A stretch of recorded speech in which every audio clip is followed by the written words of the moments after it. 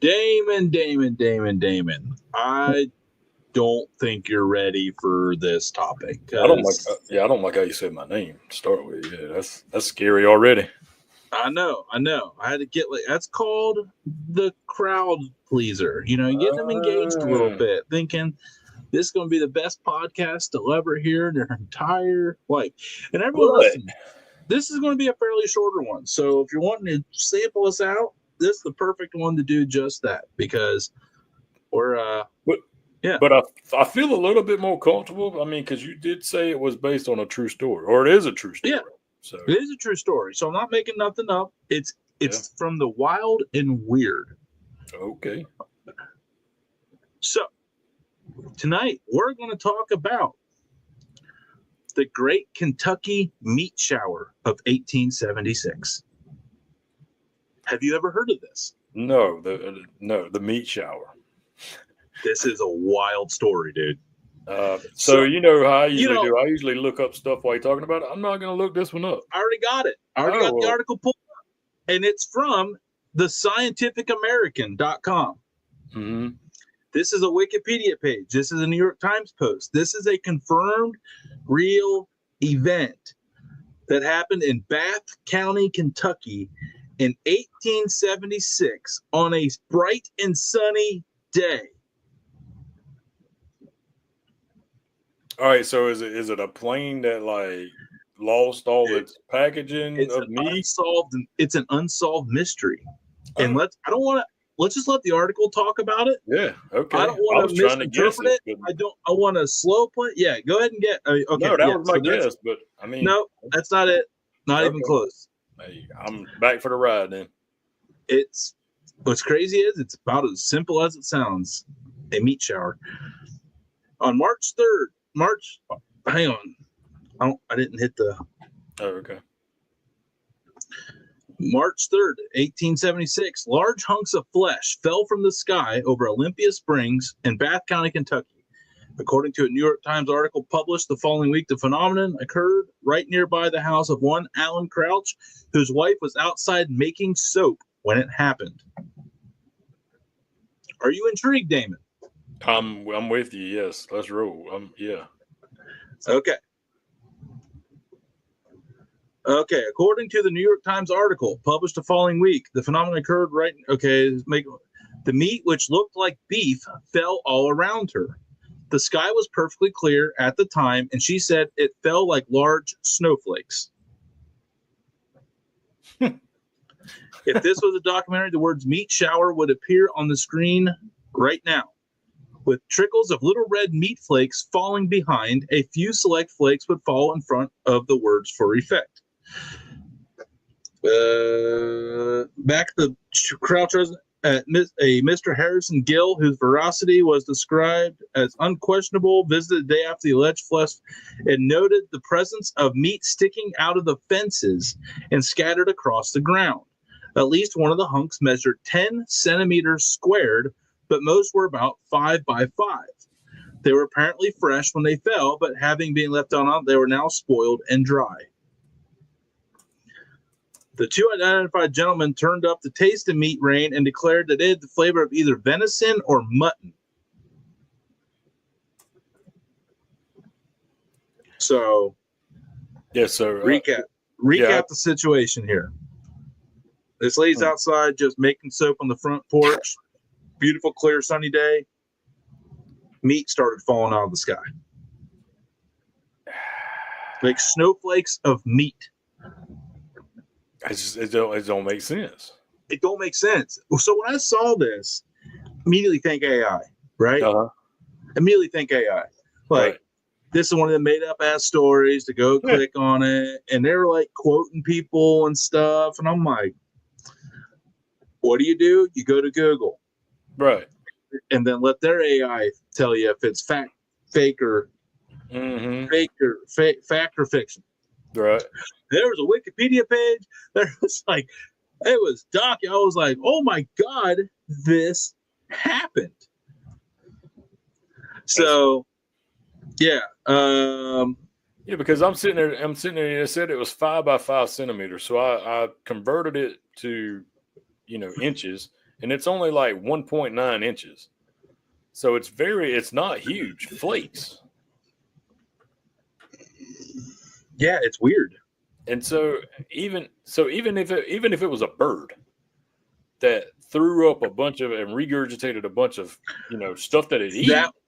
That's the one theory, that it was a bunch of buzzards. They're just like, but buzzards don't eat that big of chunks, and they don't eat them in perfect squares. Right, that's what I was getting at. I mean, it's not like little. It wouldn't be symmetrically. Yeah, this is weird. Yeah. So, okay, the first explanation came 3 months later when someone called Leopold Brandes received and analyzed some of the specimens that had been observed in glycerine.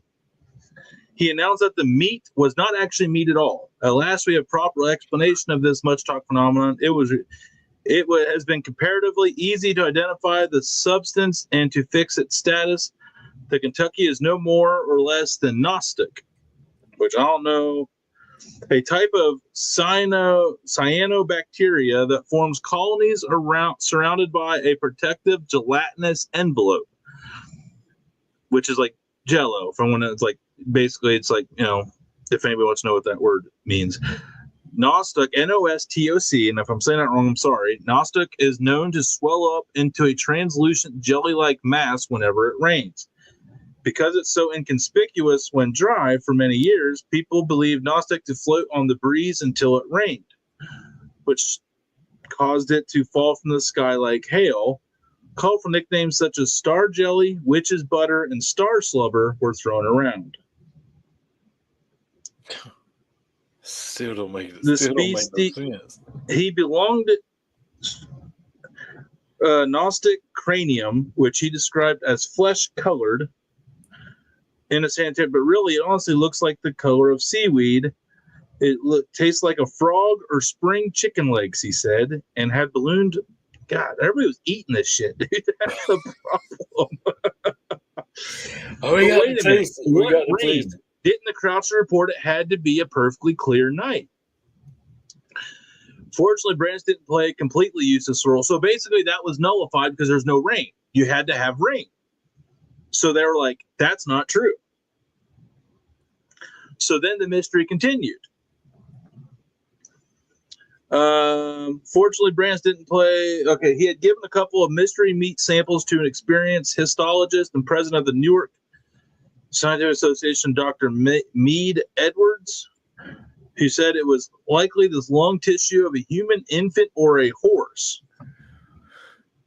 Jeez, man, it just keeps getting worse. Yeah, and another histologist studied the specimen and agreed, concluding in the American Journal that they consisted of some kind of animal cartilage and lung tissue. Eventually, 7 samples were examined by several scientists to confirm 2 to be lung tissue, 3 to be muscular tissue, and 2 were said to be made of cartilage. So how did they become involved in the famous Kentucky shower of flesh? That's a little more aggressive. I like the meat shower a little better. Enter the man with the best explanation for the shower of quivering flesh. Geez, they keep so many nicknames that we're probably ever going to get. Who wrote an 1876 edition of the Louisville Medical News that was quite literally a coordinated bout of projectile vulture vomit. Having obtained a sample of his own, set fire to it and observed that it smelled distinctly of rancid mutton. The only plausible theory explanatory of this anomaly. Why did I have to use these words? The disgorgement, the puking of some vultures that were sailing over the spot from their immense height. The particles were scattered by prevailing wind over the ground, he wrote. The variety of tissue discovered, muscular, connective, fatty, structurals, can explain only by this theory. So you have the turkey vulture and the black vulture. And if they are feel threatened, they will throw up. I've seen it. So that is true. But that's the last theory they have. That's what I'm seeing here is, that's a self-defense mechanism.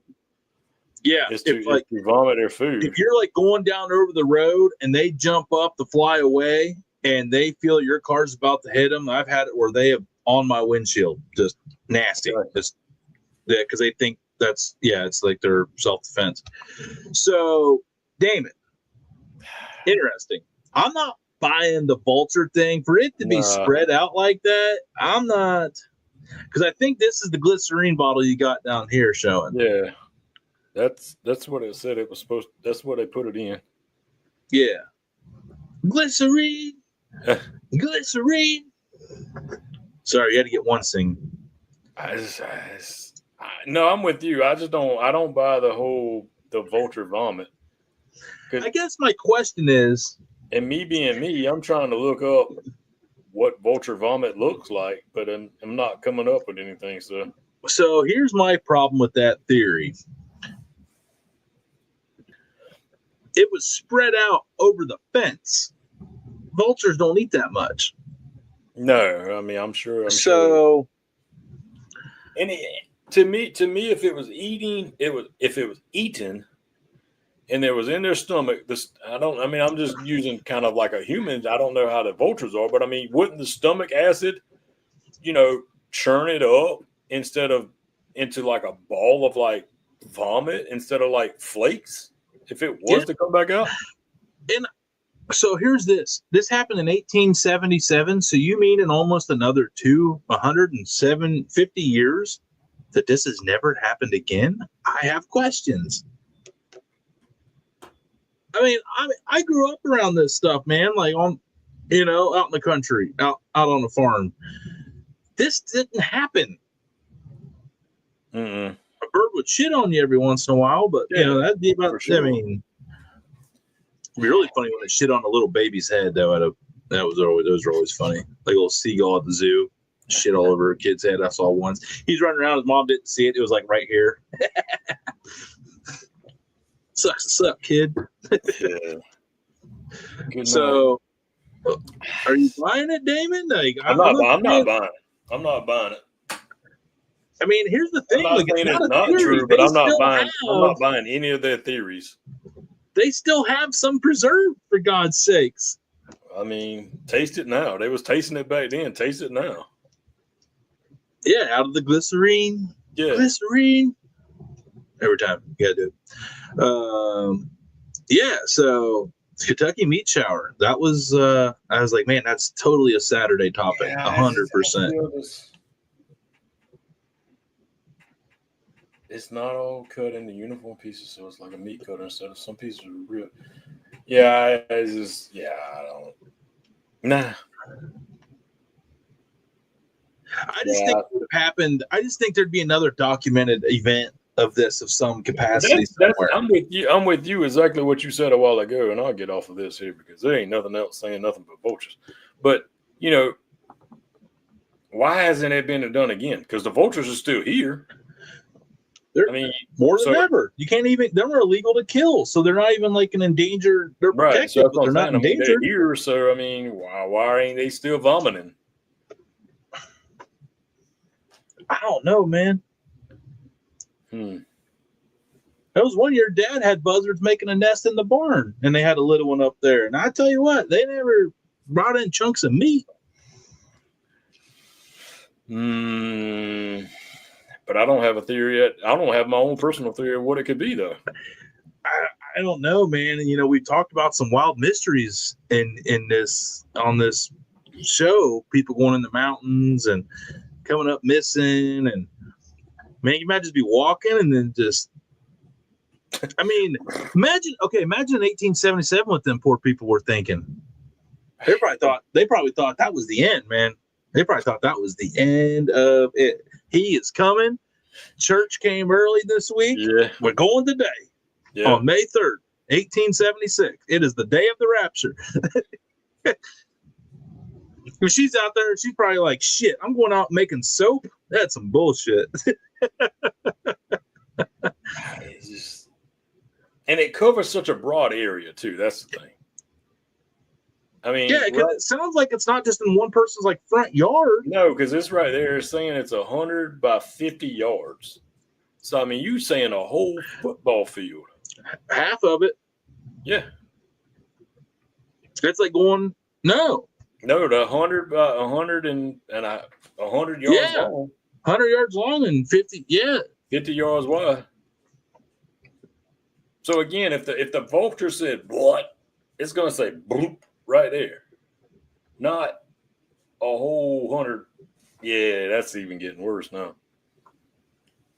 Yeah, there ain't no vulture. There ain't no vulture doing that, man. There ain't no vulture doing that. Mm-mm. Yeah, that's maybe it was a dragon. I don't know. Yeah, maybe I was literally thinking like, well, you know, maybe pterodactyl up in the mountains in the Appalachians in Kentucky, like, but I'm pretty sure they would have seen that spitting out shit over them, you know. I just can't even wrap my head to even ponder what it could be. I like literally did not believe it. And it seems like everybody else is the same way, because every little article you pull up, it just repetitively repeats the vulture. Do you feel okay? So let's talk about what Johnsy would have, because I did bring it up to Johnsy because I knew he wasn't going to be part of the show. Mm-hmm.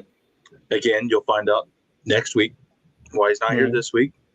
Yeah. You definitely want to tune in to hear why. We'll tell you that. Pretty important.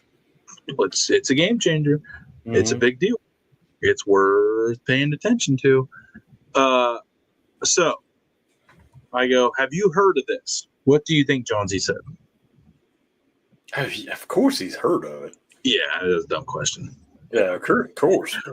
So, I mean, I think I've heard something about it. So maybe he just didn't want to be wrong and just said, I think, to give him that loophole. I mean, you never know if he's. So he didn't put his theory behind it either? No, he wasn't too familiar with the situation. I got you. Okay. He just heard about it somewhere along the lines, he said. Right, yeah. We don't want to judge what people consume, but I'll judge him that it'd probably come up in his algorithm somewhere along the way. Somewhere down the road.